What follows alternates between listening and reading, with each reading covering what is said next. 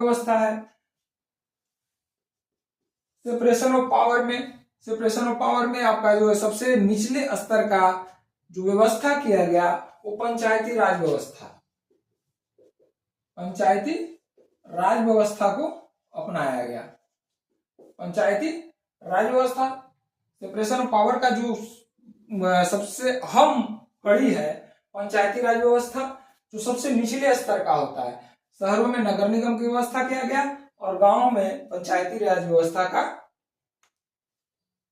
प्रयोग किया गया, पंचायती राज व्यवस्था लागू किया गया। ये है हमारी व्यवस्था। और आलोचनात्मक रूप में अगर देखें तो इसमें भी बहुत सारी खामियां हैं, बहुत सारी जो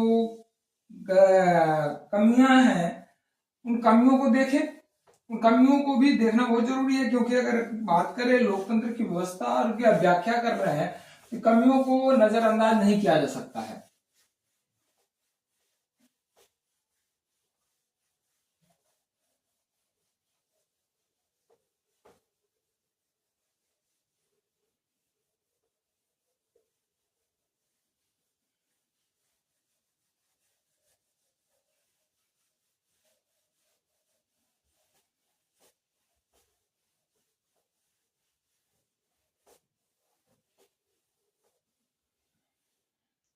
अब देखिए चुनावी, अब इसका जो कमियां है, पहला क्या है, चुनावी प्रक्रिया में धनतंत्र का सबसे इंपॉर्टेंट है, सबसे जरूरी है।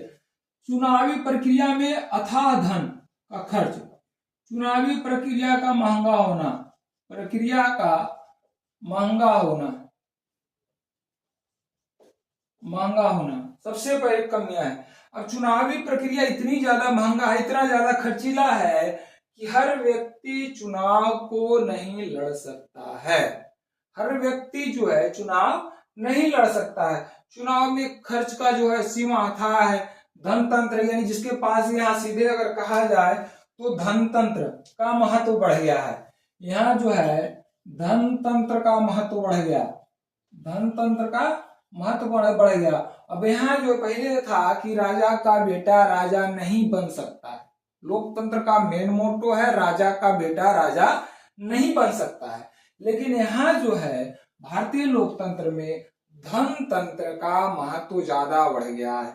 यानी यह धनतंत्र है, जिसके पास धन है वो जो है राजा बनेगा, यानी जो है राजा का बेटा राजा बनेगा, राजा का बेटा राजा बनेगा।